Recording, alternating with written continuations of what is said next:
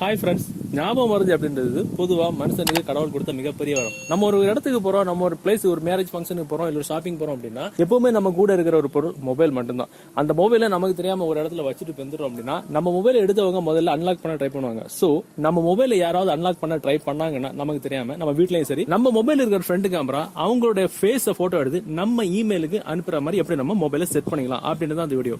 ரொம்ப யூஸ்ஃபுல்லான வீடியோ. இந்த காலத்து பாத்தீங்கன்னா நிறைய பேருக்கு மொபைல் திடீர்னு காணாம போகுது.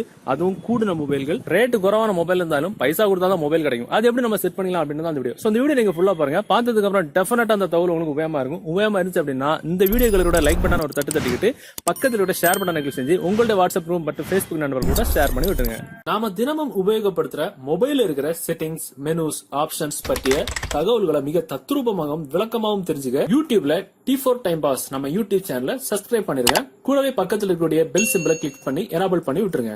சோ இதுக்கு தேவையான அப்ளிகேஷன் டவுன்லோட் பண்ற லிங்க் நீங்க பார்த்துட்டு இருக்க யூடியூப் வீடியோக்கு கீழே டிஸ்கிரிப்ஷன்ல இருக்கும். அதுல இருந்து டவுன்லோட் பண்ணுங்க. டவுன்லோட் பண்ணி நீங்க ஓபன் பண்ணும்போது உங்களுக்கு ஒரு சில பெர்மிஷன்ஸ் எனேபிள் பண்ண சொல்லணும். சோ அந்த ஆரோ எல்லாம் நம்ம கிளிக் பண்ணி உள்ள போய்க்கணும். சோ அந்த மாதிரி பெர்மிஷன்ஸ் எனேபிள் பண்ணோம். சோ எல்லா பெர்மிஷன்ஸும் நம்ம வந்து எனேபிள் பண்ணி விட்டுக்கணும். சோ அதுல ஒரு ஸ்டெப்ல இமெயில் செட்டப் அப்படின்னு ஆப்ஷன் வரும். இதுல உங்களுடைய இமெயில், அதாவது உங்களுக்கு தெரியாம உங்க மொபைல யாராவது அன்லாக் பண்ணாங்கன்னா உங்க மொபைல் இருக்கிற ஃப்ரெண்ட் கேமரா யார் அன்லாக் பண்ண ட்ரை பண்ணாங்களோ அவங்களுடைய போட்டோ எடுத்து உங்களுக்கு இமெயில் அனுப்பக்கூடிய ஆப்ஷன் தான் இது. சோ இதுல உங்களுக்கு எந்த மெயில்ல இருந்து எந்த மெயிலுக்கு வரணும் அப்படின்ற 2 இமெயில் நம்ம வந்து செலக்ட் பண்ணிக்கணும். சோ செலக்ட் ஜிமெயில் அக்கௌண்ட்ல போய் எந்த இமெயில்ல இருந்து மெசேஜ் வரணுமோ அந்த இமெயில் செலக்ட் பண்ணணும். அதே மாதிரி டிசைனர்ஸ் இமெயில் அட்ரஸ்ல எந்த இமெயிலுக்கு வரணுமோ அந்த இமெயில வந்து டைப் பண்ணிக்கணும். சோ 2 இடத்துலயுமே 2 இமெயில் கரெக்டா டைப் பண்ணிட்டு சென்ட் டெஸ்ட் இமெயில் நம்ம கொடுத்துறோம் அப்படின்னா நம்ம மெயில் கரெக்ட் தானா அப்படின்றது பாக்குறதுக்கு நம்ம மெயிலுக்கு ஒரு டெஸ்ட் இமெயில் வரும்.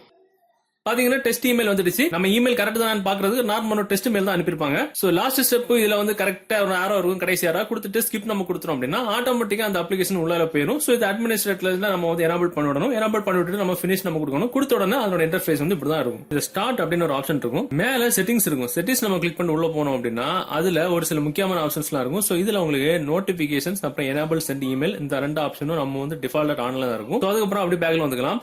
பேக்ல வந்ததுக்கு அப்புறம் இப்ப நம்ம மொபைல எப்பவுமே இந்த அப்ளிகேஷன் இன்ஸ்டால் பண்ணதுக்கு அப்புறம் எப்பவுமே நம்ம வந்து ஸ்டார்ட் அப்டேட் ஆப்ஷன் வந்து ஆன் பண்ணி விட்டுக்கணும். ஆட்டோமேட்டிக்கா அது வந்து ஆன் ஆயிரும். சோ அதுக்கப்புறம் இது வந்து ரெட் கலர்ல மாறிடும். சோ அவ்வளவுதான். சோ இந்த அப்ளிகேஷனை இன்ஸ்டால் பண்ணதுக்கு அப்புறம் இது பண்ணிட்டு நம்ம மொபைல ஸ்கிரீன் லாக் பண்ணிட்டு நம்ம எந்த இடத்துக்கு வேணாலும் கொண்டு போகலாம். அதாவது நம்ம கையில இதை எப்பவுமே ஆன்ல தான் இருக்கணும். ஸ்டார்ட்ல கொடுத்து ஸ்டார்ட் கொடுக்க கூடாது.